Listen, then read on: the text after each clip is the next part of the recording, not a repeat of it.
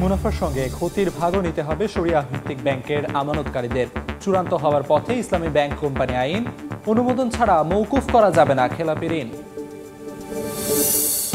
চট্টগ্রাম বন্দরের কন্টেইনার জট নিয়ন্ত্রণে, বহির্নোঙরে জাহাজের অবস্থান 7 দিন থেকে কমে 12 ঘন্টা। দৈনিক 15 থেকে 20,000 ডলারের ডেমারেজ বাঁচছে আমদানিকারকদের। মাস জুড়ে উত্তাপের পর কিছুটা কমতির দিকে সবজির দর, এখনো বাড়তি শসা ও কাঁচামরিচ, কমেছে ডিম ও ব্রয়লার মুরগির দাম। ধরাছোঁয়ার বাইরেই থেকে গেছে মাছের রাজা ইলিশ। বিদেশি শিক্ষার্থী ও সাংবাদিকদের ভিসা নিয়ে দুঃসংবাদ দিল ট্রাম্প প্রশাসন। মেয়াদ কমিয়ে খসড়া প্রকাশ, কঠোরতায় প্রতিবন্ধকতা সৃষ্টির শঙ্কায় বিশ্লেষকরা।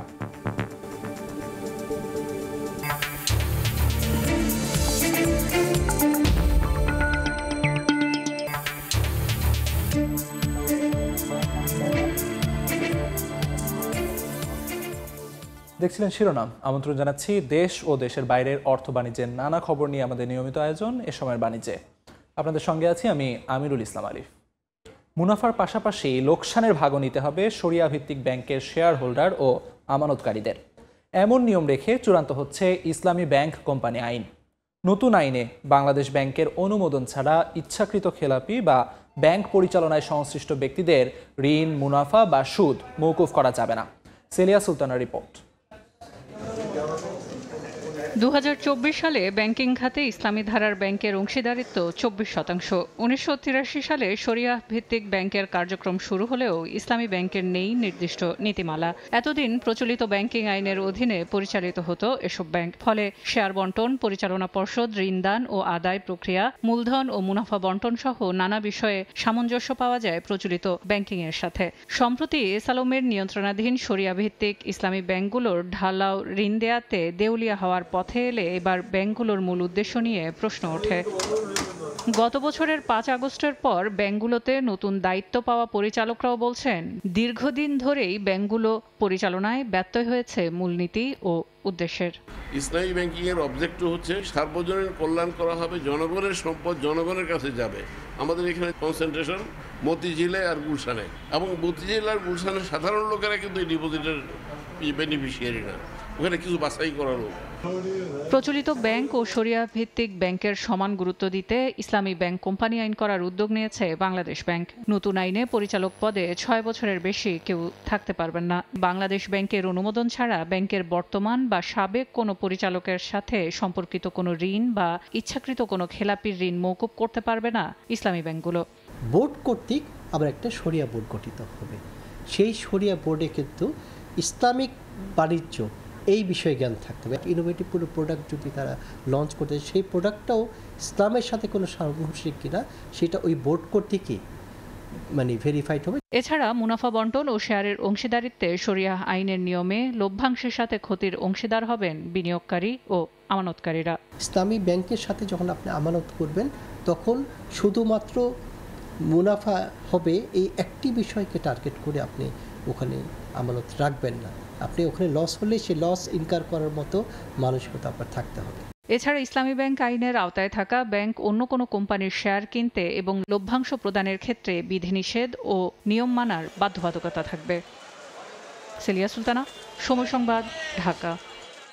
অন্য প্রসঙ্গ, জাতীয় সংসদ নির্বাচন উপলক্ষে আগারগাঁওয়ে প্রশিক্ষণ কর্মশালায় কথা বলছেন প্রধান নির্বাচন কমিশনার এএমএম নাসির উদ্দিন। সরাসরি যাচ্ছি সেখানে।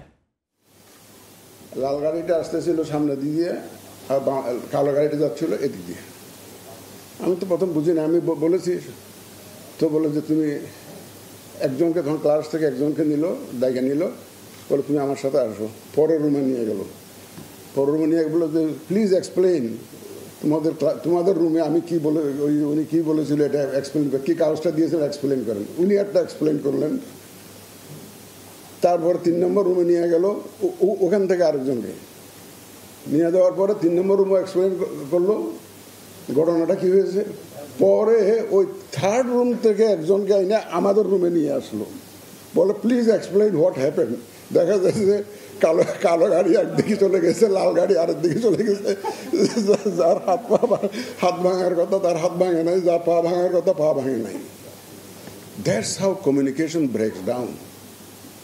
এই বিপদ সম্বন্ধে আপনাদেরকে সতর্ক থাকতে হবে। কারণ আপনারা যে মেসেজটা ক্যারি করতে করতে যে একদম ডাউন দ্য লাইন নিয়ে যাবেন, একদম পুলিং অফিসার পর্যন্ত নিয়ে যাবেন, এইখানে যদি কমিউনিকেশন যদি ব্রেকডাউন হয়, ইফ দি কমিউনিকেশন ব্রেকস ডাউন, তাহলে এভরিথিং উইল গো রং। এই জন্য মনোযোগ দিয়ে শুনতে হবে, নোট নিতে হবে।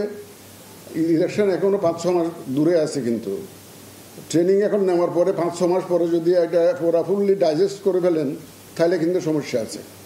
সুতরাং ট্রেনিংয়ের যা শিখবেন, নোট নেবেন এবং এবং কারেক্টলি যাতে ডিসিমিনেট করতে পারেন, কমিউনিকেশন যাতে ব্রেকডাউন না হয়, এইটা কিন্তু আপনাদেরকে মনে রাখতে হবে।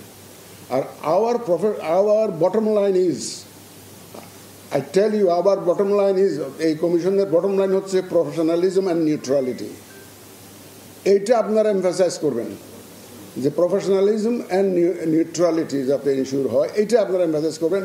আর আমি ব্যক্তিগতভাবে বিশ্বাস করি, the education and the training which cannot hit at the morality of the participants, নৈতিকতাকে যেটা এফেক্ট করতে পারে না, সেটা এডুকেশনও না, ট্রেনিংও না। সুতরাং আপনাদের প্রত্যেকটা ট্রেনিং সেশনে এই নৈতিকতার বিষয়টি একটু বর্ণনা করে রাখবেন। এখানে সিলেবাসে না থাকলেও নিজের থেকে হলেও অন্তত বলবেন, যাতে নৈতিকতার মানটা যাতে ঠিক থাকে, মানে যাতে প্রফেশনালিজম এনশিওর হয়, নিউট্রালিটি এনশিওর হয়। আমরা আইন কানুনের বাইরে যাওয়ার জন্য কাউকে বলবো না, একদম 100% একটা নিউট্রালি আপনারা বিহেভ করবেন, সেটা আমরা চাই। Then there will be ample scope for exercising discretion. মানে ইলেকশনটা এমন একটা জিনিস যেখানে অনেক ডিসক্রিশন আপনাকে অ্যাপ্লাই করতে হবে, প্রিসাইডিং অফিসারকে অ্যাপ্লাই করতে হবে, রিটার্নিং অফিসারকে করতে হবে, ল এনফোর্সমেন্ট এজেন্সিকে করতে হবে। সুতরাং যখন আপনারা ট্রেনিংটা দিবেন, discretion doesn't mean যে আপনি arbitrarily whatever you like you can do it. Discretion means judicious application of the discretion. এটার সাথে জুডিশিয়াস কথাটা যদিও লাগানো হয় নাই, বাট ডিসক্রিশনের সাথে judicious application of the discretion, এটা কিন্তু মনে রাখতে হবে। আগারগাঁওয়ে প্রশিক্ষণ কর্মশালায় কথা বলছিলেন প্রধান নির্বাচন কমিশনার AMM নাসির উদ্দিন। সরাসরি যুক্ত ছিলাম সেখানে। সপ্তাহ ব্যবধানে কেজিতে 20 টাকা পর্যন্ত কমেছে সবজির দাম।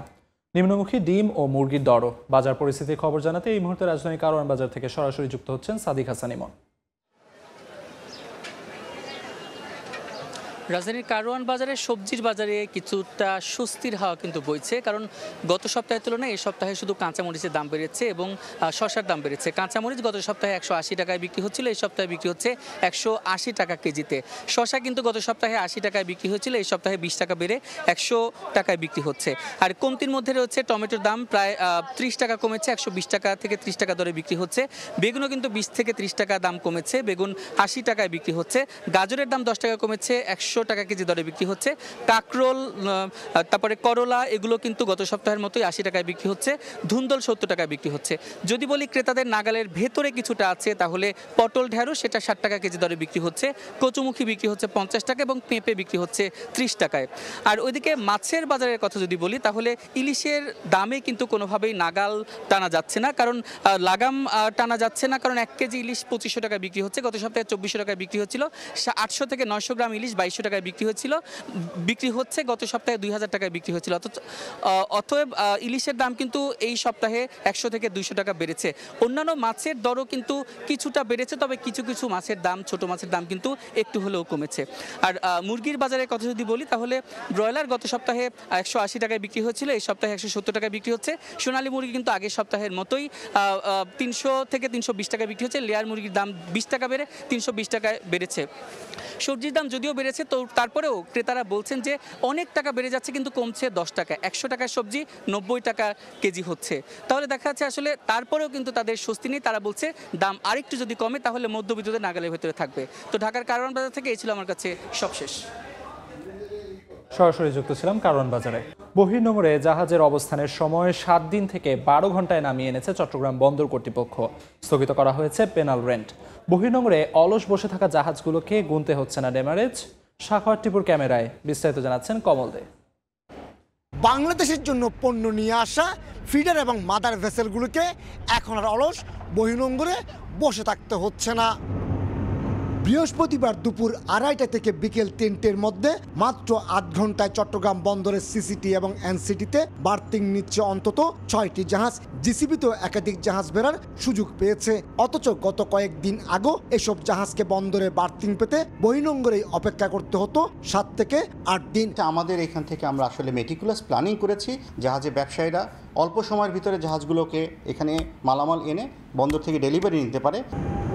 শিপিং ব্যবসায়ীদের অভিযোগ, বর্তমানে জাহাজ জট পরিস্থিতির কিছুটা উন্নতি হলো, তার আগে বন্দরের প্রধান জেটিতে বার্থিং পেতে দেরি হয়। জাহাজ বেঁধে 15,000 মার্কিন ডলার থেকে শুরু করে 20,000 মার্কিন ডলার পর্যন্ত ড্যামারেজ হয়। জরুরি সেবার পর্যায়ে নিয়ে যদি আমরা এটাকে মেনটেন করি তাইলে কিন্তু এই কনজেশন হবে না।